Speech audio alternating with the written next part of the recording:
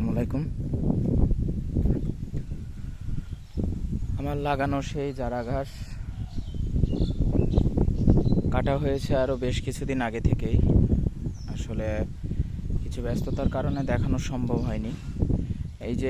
এই জমির যে লাগানো চারা ঘাসটা ছিল, এই দিক থেকে পুরোটাই কেটে আসা হয়েছে, আবার নতুনভাবে চারা গজিয়েও গেছে, বেরও হয়ে গেছে। আর এই যে এখানে ঘাস কেটে রাখা আছে, এই ঘাসগুলো গরুকে খাওয়াই, প্রতিদিনই গরুকে খাওয়াচ্ছি।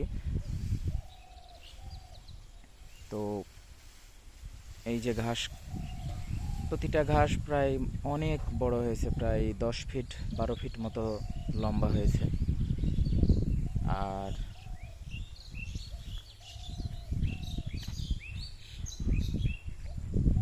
প্রচণ্ড গরম ছিল, যার জন্য আসলে মাটির শুষ্কতা অনেক বেড়ে গেছে। তারপরেও মাশাআল্লাহ আমার ঘাসের বরকত, ফলন অনেক ভালো হয়েছে, অনেক সুন্দর হয়েছে। যে দেখতেই পাচ্ছেন, এদিকে ঘাস কেটে রেখেছি, এগুলো এখন নিয়ে যাওয়া হচ্ছে।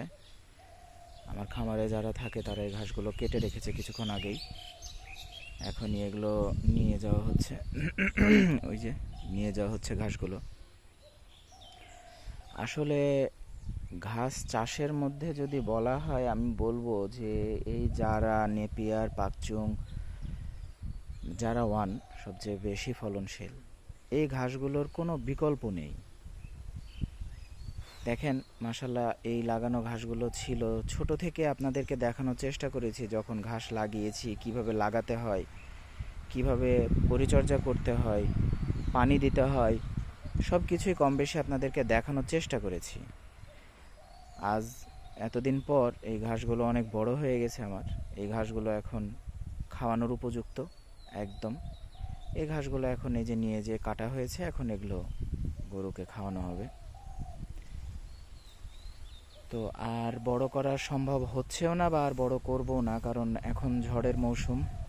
ঝড় যদি চলে আসে তাহলে গাছগুলোকে সব শুইয়ে দিবে, মানে হেলিয়ে দিবে আর কি। তখন গাছগুলো আর ভালো থাকবে না। তো যাই হোক,